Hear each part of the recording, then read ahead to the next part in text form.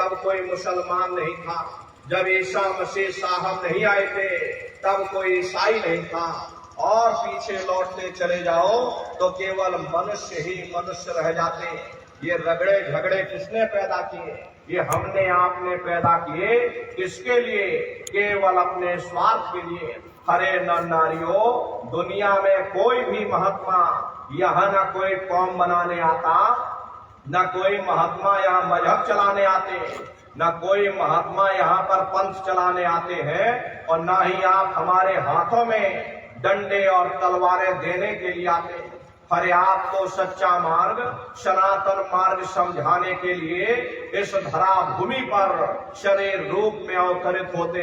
इसीलिए महात्मा समझाते हैं, भाई जाति पाति पूछे नहीं कोई, और हरि का भजे सो हरि का होई।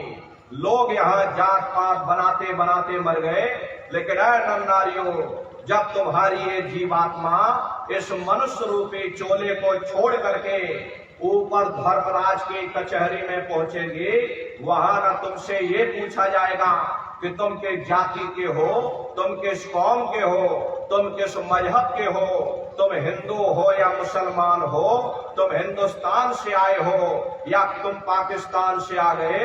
अरे वहां तुम्हारे कर्म देखे जाएंगे, भक्ति भाव देखा जाएगा, मालिक से मिलने का प्रेम और प्यार देखा जाएगा।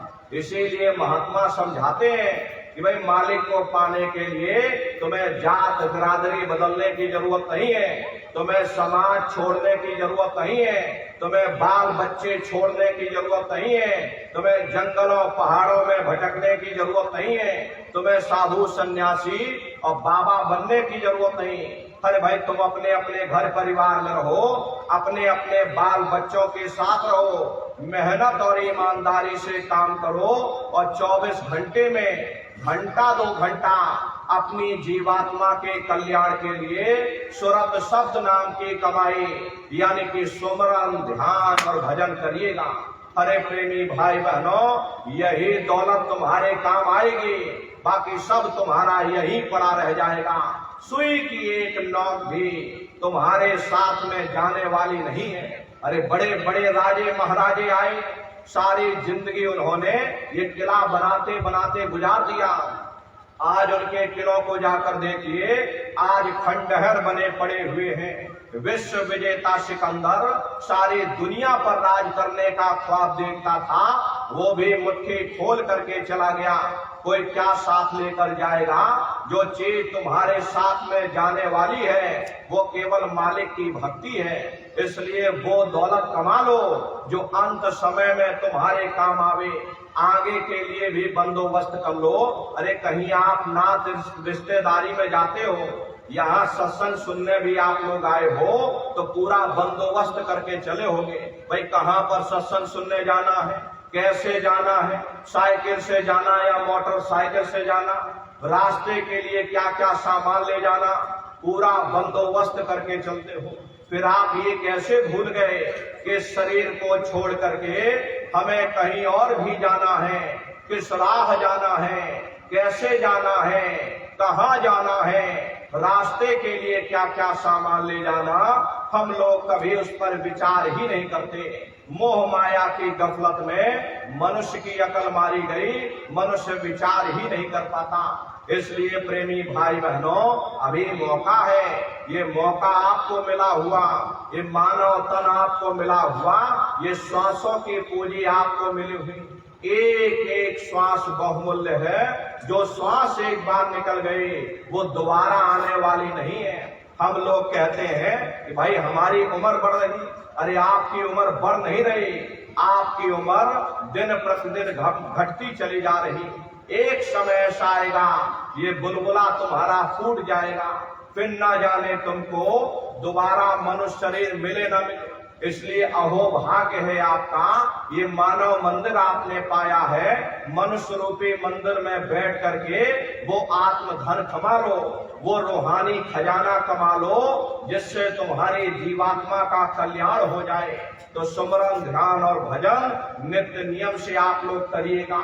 और प्रेमी भाई बहनों, सभी लोग शाकाहारी रहिएगा, क्योंकि हमारे गुरु महाराज ने शाकाहार पर विशेष जोर दिया। गुरु महाराज बराबर कहते थे, ये बच्चा तुम लोग शाकाहारी रहना, शाकाहार का प्रचार करते रहना, इसी से देश और दुनिया में भारी परिवर्तन होगा। खरे नर नारियों, परिवर्तन कोई कानून बनाने से नहीं होता, परिवर्तन कोई आंदोलन करने से नहीं होता, परिवर्तन कोई तोड़फोड़ करने से नहीं होता। परिवर्तन तब होता है जब लोगों के विचार बदलते हैं, लोगों की भावनाएं बदलती हैं। और विचार जब बदलेंगे जब लोगों का खान पान शुद्ध होगा। हर देशी कहावत है, जैसा खाए अन्न और वैसा होए मन। जब इंसान पशु प्रति भोजन करेगा उसकी बुद्धि स्वतः ही पशुओं जैसी हो जाएगी, सोच विचार उसका चिंतन स्वतः ही पशुओं जैसा हो जाएगा। फिर जिस शराब के नशे में माँ बहन बेटे की पहचान खत्म हो जाए, उस शराब को पी करके ये कैसे पता चलेगा कि क्या अच्छा और क्या बुरा है। यही कारण है कि आज घर समाज में ये दुनिया भर के अत्याचार, दुनिया भर के व्यभिचार फैले हुए, ये तरह तरह की बीमारियां आज इसीलिए फैली हुई हैं क्योंकि लोगों का खान पान दूषित हो गया। अब इंसान के खून में जब जानवरों का खून और जानवरों के कीटाणु मिल जाएंगे तो न जानवरों की दवा काम में आएगी और न इंसानों की दवा काम में आएगी। तरह तरह की बीमारियां आज ये फैली हुई हैं। हमारे गुरु महाराज ने सन 70 के दशक में भविष्यवाणी की थी कि बच्चा ऐसी ऐसी बीमारियां आगे आने वाली, डॉक्टरों की बुद्धि काम नहीं करेगी। इसलिए प्रेमी भाई बहनों, आप सभी लोग शाकाहारी हो जाओ, शाकाहार का प्रचार करो, शाकाहारी बन जाओ, औरों को भी शाकाहारी बनाओ। अरे हम लोग मंदिर बनवाते हैं, हम लोग मस्जिद बनवाते, उन मंदिरों में नहा धो करके जाते हैं, कहते भाई परमात्मा के रहने की जगह है, हमको नहा धो करके जाना चाहिए, फूल अगरबत्ती ले जाना चाहिए। कोई उन मंदिरों में कूड़ा कचरा नहीं डालता। अगर कूड़ा कचरा डालोगे तो आपस में लाठियां चल जाएंगी। फिर ये जो हरि मंदिर है, ये पंच भौतिक शरीर जिसे महात्माओं ने हरि मंदिर कहा, अरे इसमें तुम हाड़ मांस के लोथड़े डालते हो, इसमें तुम शराब के कतरे डालते हो। अपने बनाए हुए ईंट गारे के मंदिर की कदर करोगे और परमात्मा के बनाए हुए इस हरि मंदिर को तुमने जीते जी कब्रिस्तान बना दिया तो सख्त सजा मिलेगी। अरे महात्माओं ने लिखा है कि तिल भर मच्छी खाई के कोटि गऊ देदा और काशी करवट जा मरे निश्चय नर्क निदान। यदि तिल भर भी मच्छी खा करके फिर चाहे कोटान कोट गौओं का दान करो और काशी में जा करके मत्था रगड़ते रगड़ते अपनी जिंदगी वहीं पर गुजार दो, फिर भी तुमको तुम्हारे गुनाहों की सजा मिलेगी, कोई बच नहीं सकता। क्योंकि कर्म भूमि है, यहाँ तुम जैसा कर्म करोगे वैसा ही फल तुमको मिलेगा। देखिए इस कर्म भूमि पर कृष्ण भगवान तक नहीं बच पाए। उस समय बाली को छिप करके बाण मारा, वही बाली कृष्ण अवतार में बहेलिया बन करके आ गया। कृष्ण भगवान के पैरों में पद्म चमकता था, हिरण की आंख समझ करके और बहेलिये ने निशाना मार दिया। जब पास में आकर के देखा कृष्ण भगवान थे, अफसोस करने लगे, लेकिन कृष्ण भगवान ने उसको समझाया, इसमें तुम्हारा कोई दोष नहीं, उस समय हमने तुमको मारा, आज तुमने हमको मार दिया, हमारा तुम्हारा दला बदला पूरा हो गया। कर्म प्रधान विश्व रच राखा और जो जस करे सो तस फल चाखा। ये कर्मों का ऐसा देश है, यहाँ तुम जैसे बीज बोगे वैसी ही फसल काटोगे। इसलिए प्रेमी भाई बहनों, आप सभी लोग शाकाहारी रहिएगा। शाकाहार का प्रचार अपने अपने क्षेत्रों में आप लोग बराबर करते रहना, ये धर्म का प्रचार है। हरे नर नारियों, सतयुग कैसे आएगा, राम राज कैसे आएगा? राम राज कोई भाषण देने से नहीं आने वाला। राम राज जब आएगा जब आप धर्म का प्रचार करोगे, और धर्म का प्रचार करने की जिम्मेदारी हम सभी प्रेमी भाई बहनों की है। ये काम कोई साधु महात्माओं का ही नहीं है कि भाई धर्म का प्रचार केवल साधु महात्मा ही करेंगे। अरे आप भी तो साधु महात्मा हो, दुनिया के साधु ये तो आप पर निर्भर है। आप तो सबसे बड़े साधु हो, अपने मेहनत और ईमानदारी से आप कमाते खाते हो और जो समय मिलता उसमें धर्म का प्रचार करते, तो आप तो सबसे बड़े साधु हुए। आपकी जिम्मेदारी बनती है, आपका कर्तव्य बनता है कि धर्म के प्रचार में अपने तन से योगदान दिया जाए। ऊपर जा करके पूछा जाएगा, जब मैंने तुमको मनुष्य शरीर दिया, इस मनुष्य रूपी मंदिर में बैठकर तुमने क्या किया? उस समय तुम कहने योग्य हो जाओगे, नहीं हमने धर्म का प्रचार किया, हमने इतने लोगों को शाकाहारी बनाया, हमने इतने लोगों को सदाचारी बनाया। वही तुम्हारे लेखे जोखे में लिखा जोखा जाएगा। इसलिए प्रेमी भाई बहनों, धर्म के प्रचार में अपने अपने शरीर से आप लोग अपना अपना योगदान दीजिएगा। शाकाहारी का प्रचार बराबर आप लोग करते रहिएगा। हम सभी लोग अपने गुरु के जलाए हुए चिराग हैं। अगर एक एक चिराग एक एक गांव में पहुंच जाएगा, ये पूरा गांव प्रकाशवान हो जाएगा, ये पूरा समाज प्रकाशवान हो जाएगा। गुरु महाराज के संदेशों को जन जन के बीच में पहुंचाने की जिम्मेदारी हम सभी लोगों की है। गुरु महाराज हमारे कह करके गए थे कि बच्चा गांव गांव में तुम भजन केंद्र की स्थापना करो, गांव गांव में सत्संग होने लग जाए, गांव गांव के लोग भजन करने लग जाएं, गांव गांव के लोग शाकाहारी हो जाएं, गांव गांव के लोग सदाचारी बन जाएं, आंखों में माँ बहन बेटे की पहचान कायम हो जाए। जब हमारा गांव बदल जाएगा, ये पूरा समाज बदल जाएगा, निश्चय एक कलयुग में सतयुग आ जाएगा। देखिए, हमारे गुरु महाराज ने एक अच्छे समाज के निर्माण के लिए, चरित्र उत्थान के लिए, लोगों को शाकाहारी सदाचारी बनाने के लिए 116 वर्ष की आयु तक अथक परिश्रम किया। हमारे गुरु महाराज ने अपने गुरु की याद में मथुरा आश्रम पर इतना विशाल मंदिर बनवाया।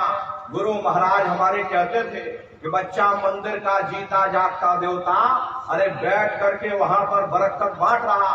अरे आप लोग आइए, वहां कोई रुपया पैसा नहीं चढ़ाया जाता, कोई चंदा चुटकी नहीं चढ़ाई जाती।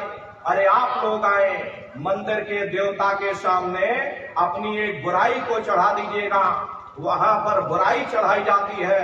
हम आज से मांस मछली नहीं खाएंगे, हम आज से अंडा शराब का सेवन नहीं करेंगे, हम आज से झूठ नहीं बोलेंगे, हम आज से किसी को धोखा नहीं देंगे।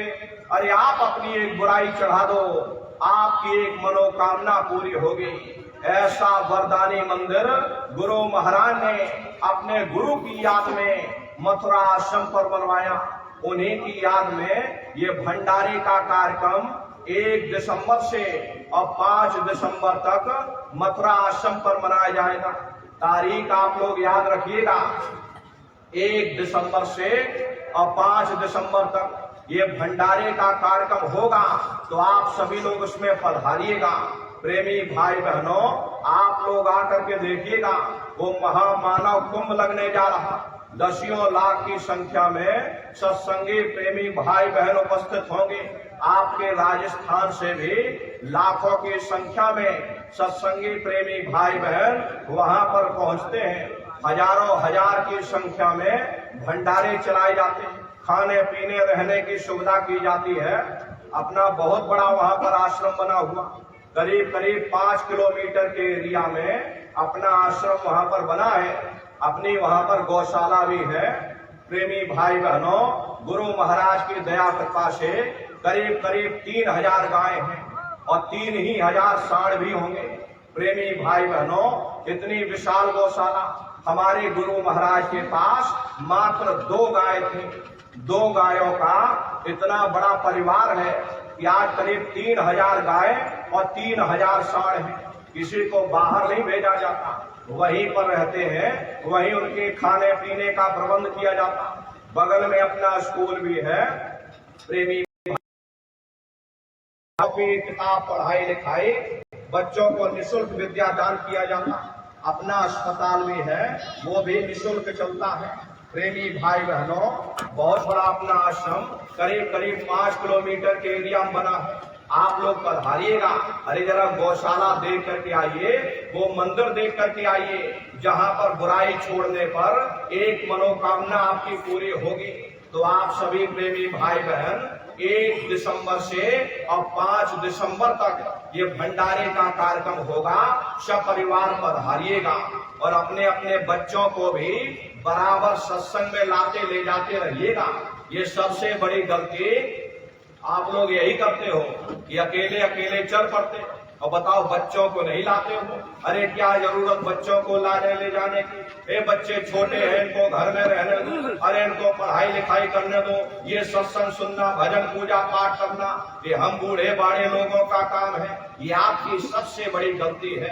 अरे प्रेमी भाई बहनों, पढ़ाई लिखाई जरूरी है। हम ये बात मानते हैं कि आज के समय में शिक्षा बहुत जरूरी है। अरे हमको भी गुरु महाराज ने पढ़ाया लिखाया। हम भी पहले 10वीं किए, 10वीं के बाद फिर हमने 12वीं किया, 12वीं के बाद फिर हमने बीए किया और बीए करने के बाद फिर हमने एलएलबी किया। एलएलबी करके वकील बने। गुरु महाराज ने हमको भी पढ़ाया लिखाया, लेकिन पढ़ाई लिखाई के साथ साथ अच्छे संस्कार भी जरूरी है। और प्रेमी भाई बहनों, संस्कार कोई एमए बीए की डिग्री करने से नहीं पढ़ते, संस्कार कोई डिप्लोमा करने से नहीं पढ़ते। अगर एमए बीए की डिग्री करने से बच्चों के अंदर संस्कार पड़ जाते तो हिंदुस्तान में इतने वृद्धाश्रम न खोले गए होते। अरे संस्कार पढ़ेंगे, महात्माओं के वचनों से संस्कार पढ़ेंगे, सत्संग के माध्यम से। ये बच्चे देश के भविष्य हैं। एक अच्छे समाज के निर्माण के लिए बच्चों के अंदर अच्छे संस्कार डालना ये समय की बहुत बड़ी मांग है। इसलिए अपने अपने बच्चों को बराबर सत्संग में लाते ले जाते रहना। अच्छी शिक्षा दो, अच्छे संस्कार दो। अरे खुद भी भजन करो, बच्चों को भी भजन ध्यान सुमरन पर बैठाओ। ये छोटे छोटे बच्चे जब समाज के बीच में उतरेंगे और जब शाकाहारी का प्रचार करेंगे कि मांस खाना बुरी बात और शराब पीना बुरी बात, तो समाज पर कितना गहरा असर पड़ेगा। देखो ये छोटे बच्चे और हमको समझाने आए, समाज पर तो असर पड़ेगा ही, और बच्चों के ऊपर भी इसका असर पड़ेगा। भाई हम ये जो बात कह रहे हैं, हमको भी इन चीजों से दूर रहना चाहिए। तुम्हारे बच्चे भी मांस और शराब जैसी इन गंदी चीजों से दूर रहेंगे, इनके अंदर अच्छे संस्कार पड़ जाएंगे। यही बच्चे बड़े होकर के माँ बाप का नाम रोशन करेंगे, घर और समाज का नाम रोशन करेंगे। इसलिए प्रेमी भाई बहनों, अपने अपने बच्चों पर विशेष आप लोग ध्यान दीजिएगा। ये बच्चे कच्चे घड़े हैं, इनको बचपन से तैयार करो, अच्छी शिक्षा दो, अच्छे संस्कार देना और खुद भी भजन करना।